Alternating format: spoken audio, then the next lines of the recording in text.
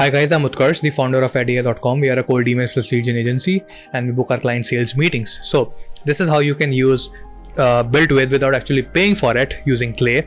And this way you can figure out if a website has a certain tool stack in their arsenal, or let's say if you want to scrape websites with a specific tool stack, then you can use Apify and you can use these two BuiltWith scrapers, but this video is not about it.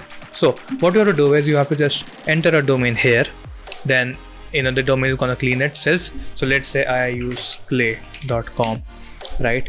The clay.com comes here, and then you have to enter the tool stack you're trying to find out. So let's say if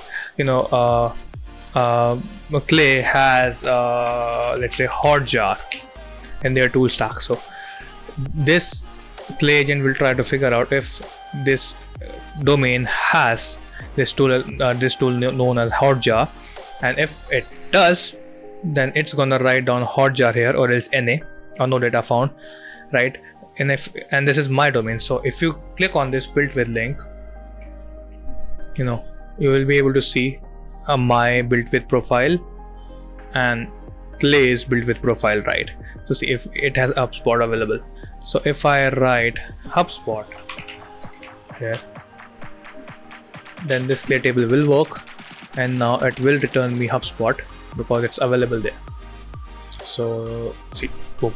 So whichever HubSpot tool this domain Clay is using, it is gonna give you that, and then you can eventually use that in your outreach or prospecting or whatnot. If I show you another example, like in my domain I use Slack. So if it shows Slack, see, again it's gonna find out if Slack is available on my domain, and boom, yep, there you have it. So if you want to have this Clay table for yourself, just comment the word down below somewhere. I must have mentioned it in my post, and then I'll be sending this Clay table over to you. Cheers.